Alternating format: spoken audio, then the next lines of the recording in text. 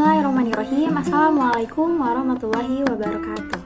Alhamdulillahirrahmanirrahim. Wassalatu wassalamu ala asrofil anbiya wal mursalin Sayyidina Muhammadin wa ala alihi wa sahbihi ajmain amma ba'du.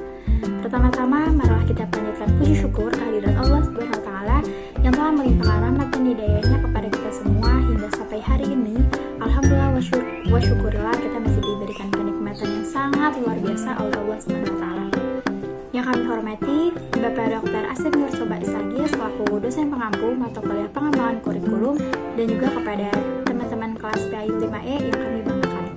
Langsung saja kami dari kelompok 5 akan mempresentasikan mengenai sumber-sumber kurikulum, perkembangan masyarakat, dan perkembangan ilmu pengetahuan dan teknologi. Selanjutnya yaitu kepada pemateri 1 Nadila Imrotul Huda. Waktu dan tempat saya persilakan. Baik, terima kasih kepada moderator yang telah mempersilahkan saya untuk bisa menyampaikan sedikit mengenai materi kali ini. Perkenalkan, nama saya Nadila Imrotul Huda, NIM saya 118-2020-182. Baik, di sini saya akan mempresentasikan mengenai pembahasan yaitu berkaitan dengan perkembangan masyarakat sebagai sumber kurikulum. Perlu kita ketahui bahwasanya kurikulum memiliki peran yang sangat penting di dalam dunia pendidikan. Dengan adanya kurikulum, terutama bertujuan pada perkembangan masyarakat, ini merupakan salah satu hal yang sangat penting dan juga sangat fundamental, dikarenakan dengan adanya kurikulum yang telah disusun sesuai dengan apa yang ada di lingkungan ataupun di masyarakat, ini sangat berkesinambungan, dikarenakan sekolah berfungsi yaitu untuk mempersiapkan peserta didik agar dapat hidup di masyarakat. Dengan demikian, apa yang dibutuhkan masyarakat harus menjadi bahan pertimbangan dalam menentukan sebuah kurikulum. Nah, di sini sudah jelas bahwasanya kurikulum dan juga dengan adanya perkembangan masyarakat sebagai sumber kurikulum merupakan salah satu hal yang sangat berkesinambungan dan juga harus sinkron antara keduanya. Adapun kebutuhan masyarakat di dalam sekitar lingkungan ataupun lokal diperlukan sebab setiap daerah harus memiliki sebuah kebutuhan dan juga karakteristik yang berbeda-beda. Tentu kita tahu bahwasanya Indonesia memiliki berbagai macam karakteristik dari daerahnya ataupun dari budayanya dan juga tentu dalam bahasanya. Di sini dengan adanya perbedaan itu dapat menggali sebuah potensi yang dimiliki oleh peserta didik di dalam individunya. Dilihat dari sebuah geografis, setiap daerah memiliki perbedaan. Tentu seperti yang tadi, dengan adanya perbedaan ini menjadikan sebuah hal layak untuk bagaimana peserta didik dapat menggali sebuah potensi yang dimilikinya. Tentu kita tahu bahwa setiap peserta didik, setiap manusia yang dilahirkan ke muka bumi ini pasti memiliki potensi yang dimiliki dan juga memiliki sebuah kekurangan yang ada pada dalam dirinya. Untuk lebih jelasnya mengenai perkembangan masyarakat sebagai sumber tujuan akan dilanjutkan oleh saudara saya, teman saya yaitu Nida Nurjihan. Untuk selanjutnya yaitu dipersilahkan kembalikan lagi kepada moderator. Terima kasih. Baik, terima kasih banyak kepada saudari Nadila Imrotul Huda yang sudah mempresentasikan materinya. Selanjutnya yaitu kepada pemateri 2 kepada saudari Nida Nurjihan. Waktu dan tempat saya persilakan. Assalamualaikum warahmatullahi wabarakatuh. Terima kasih kepada moderator yang telah mempersilahkan saya untuk melanjutkan materi selanjutnya tentang sumber kurikulum dari perkembangan masyarakat. Nah, di sini kebutuhan dalam tatanan masyarakat secara nasional harus dijadikan sumber penetapan materi kurikulum. Pengembangan budaya lokal dalam menentukan isi kurikulum justru untuk kepentingan nasional. Oleh sebab itu, para pengembang perlu hati-hati dalam menetapkan materi dan muatan kurikulum. Pengembangan budaya lokal semestinya diarahkan untuk meningkatkan rasa nasionalisme, rasa cinta terhadap bangsa dan negara. Kurikulum selamanya harus berubah sesuai dengan kemajuan dan perkembangan manusia.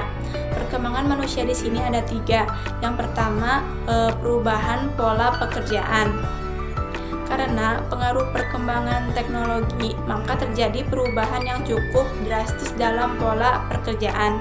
Masyarakat secara berangsur-angsur, terutama di perkotaan, sering terjadi loncatan. Berubah dari kehidupan agraris ke pola industri. Dalam pola kehidupan industri, pembagian tugas masing-masing dalam bekerja di sektor industri pasti terjadi, sehingga sifat gotong royong yang dianut dan dibangun dalam budaya bermasyarakat pun mulai menipis. Kemudian yang kedua ada perubahan peranan wanita.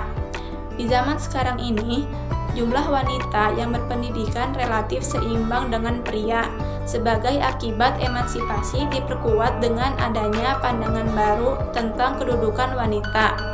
Keadaan ini membawa beberapa implikasi, baik bagi kehidupan sosial pribadi para wanita, kehidupan keluarga, maupun dalam situasi kerja.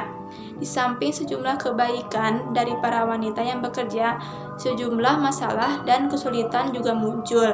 Yang pertama berkenaan dengan kehidupan sosial pribadi wanita, yaitu tugasnya sebagai wanita menjadi double, yang mana dengan tugas dan tanggung jawab dalam keluarga maupun karirnya. Kemudian ada berkenaan dengan kehidupan keluarga, kemungkinan adanya ketidakharmonisan dalam keluarga yang disebabkan karena kurang maksimalnya pelaksanaan tugas-tugas dalam rumah tangga. Nah, kemudian perubahan yang ketiga ada perubahan kehidupan keluarga.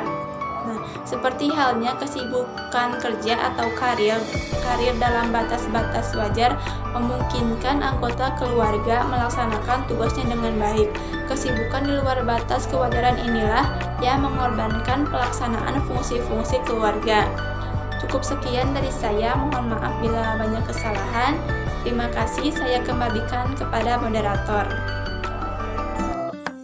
Terima kasih banyak kepada Saudari Nida Nurjihan yang sudah mempresentasikan materinya. Selanjutnya yaitu kepada pemateri 3 yang akan dibawakan oleh Saudari Rizka Aulidia. Waktu dan tempat saya persilahkan.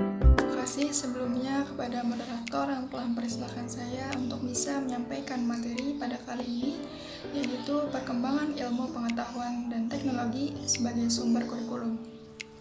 Perkembangan teknologi secara langsung maupun tidak langsung membawa pengaruh terhadap kurikulum pendidikan. Pengaruh langsung dari perkembangan ini adalah memberikan isi atau materi bahan yang akan disampaikan dalam pendidikan. Sebagaimana kita ketahui bahwa teknologi pembelajaran terus berkembang dengan seiringnya zaman. Dalam pelaksanaan pembelajaran sehari-hari, kita juga sering melihat adanya pemanfaatan dari perkembangan teknologi dalam dunia pendidikan, seperti yang sering dilakukan oleh guru atau dosen, yaitu mengkombinasikan alat teknologi dalam proses pembelajaran, seperti internet. Nah, internet ini merupakan salah satu alat komunikasi yang murah, di mana memungkinkan terjadinya interaksi antara dua orang atau lebih. Kemampuan dan karakteristik internet memungkinkan terjadinya proses belajar mengajar jarak jauh menjadi lebih efektif dan efisien. Adapun implikasi ilmu pengetahuan dan teknologi dalam pengembangan kurikulum, yaitu pengembangan kurikulum harus dapat meningkatkan dan mengembangkan kemampuan berpikir peserta didik untuk lebih banyak menghasilkan teknologi baru sesuai dengan perkembangan zaman serta karakteristik masyarakat Indonesia. Kemudian perkembangan ilmu pengetahuan dan teknologi berimplikasi terhadap pengembangan kurikulum yang di dalamnya mencakup pengembangan isi atau materi pendidikan, penggunaan strategi dan media pembelajaran, serta penggunaan sistem evaluasi.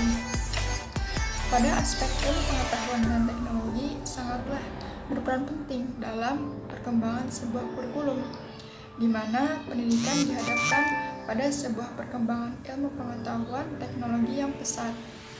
Maka dari itu, agar kurikulum bertahan dengan kuat, dibutuhkan juga perkembangan ilmu pengetahuan dan teknologi yang kuat, agar sesuai dengan kondisi dan situasi yang sedang berubah. Sekian dari saya, kurang lebihnya mohon maaf, saya kembalikan ke moderator. Baik, terima kasih banyak kepada Saudari Rizka Lydia yang telah mempresentasikan materinya. Selanjutnya yaitu materi mengenai perkembangan masyarakat dan ilmu pengetahuan dan teknologi sebagai landasan proses pengembangan kurikulum yang akan dibawakan oleh saya sendiri. Hal penting yang perlu diperhatikan dan diantisipasi oleh para pengembangan kurikulum sehubungan dengan perubahan yang terjadi di masyarakat adalah mengenal perubahan pola hidup dan perubahan sosial politik. Perubahan pola hidup itu dikatakan banyak orang sebagai perubahan pola hidup yang bersifat agraris tradisional menuju pola hidup industri modern. Perbedaan pola kehidupan agraris dan pola industri yaitu yang pertama dari pola bekerja, di mana pada masyarakat agraris jika bekerja sangat teratur dan berlangsung siang hari pada waktu yang tetap. Sedangkan pada masyarakat industri bekerja cenderung dengan waktu yang panjang dan waktu yang tidak teratur. Yang kedua yaitu pola hidup yang sangat tergantung kepada hasil teknologi, di mana ketergantungan tersebut terhadap hasil-hasil teknologi menyiapkan jenis-jenis pekerjaan tertentu dan memunculkan jenis pekerjaan baru yang menuntut keahlian tertentu. Hal ini tentu saja harus dipersiapkan oleh lembaga-lembaga pendidikan untuk memberikan pengetahuan terhadap munculnya berbagai macam teknologi. Yang ketiga yaitu pola hidup dalam sistem perekonomian baru. Perubahan pola hidup ini ditandai dengan penggunaan jasa, produk perbankan, dan sebagainya untuk kegiatan perekonomian. Para pengembangan kurikulum dalam melaksanakan tugasnya harus melakukan hal-hal sebagai berikut. Yang pertama yaitu mempelajari dan memahami kebutuhan masyarakat seperti yang dirumuskan dalam undang-undang, dalam keputusan pemerintah, dan peraturan-peraturan daerah, dan sebagainya. Yang kedua yaitu menganalisis budaya masyarakat tempat sekolah berada. Yang ketiga yaitu menganalisis kekuatan serta potensi-potensi daerah. Yang keempat yaitu menganalisis syarat dan tuntutan tenaga kerja. Dan yang terakhir yaitu menginterpretasikan kehidupan individu dalam kerangka kepentingan masyarakat. Menurut Taylor pada tahun 1946, menurut Tabe pada tahun 1963, dan menurut Tanner pada tahun 1984 menyatakan bahwa tuntutan masyarakat adalah salah satu dasar pengembangan kurikulum. Carlton Light and Color pada tahun 1997 memaparkan tujuan fungsi sosial pendidikan, yaitu yang pertama adalah mengejar keterampilan, yang kedua adalah mentransmisikan budaya, yang ketiga adalah mendorong adaptasi lingkungan, yang keempat adalah membentuk kedisiplinan, yang kelima adalah mendorong bekerja kelompok, yang keenam adalah meningkatkan perilaku etik, dan yang terakhir adalah memilih bakat dan memberi penghargaan prestasi. Yang dapat kami sampaikan, kurang lebihnya mohon maaf, semoga bermanfaat. Wabillahi taufiq wal hidayah. Barakallahu fikum. Wassalamualaikum warahmatullahi wabarakatuh.